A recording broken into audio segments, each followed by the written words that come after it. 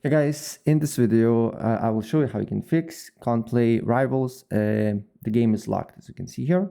If we press this button here, as you can see here, to access this experience, first update your content maturity settings.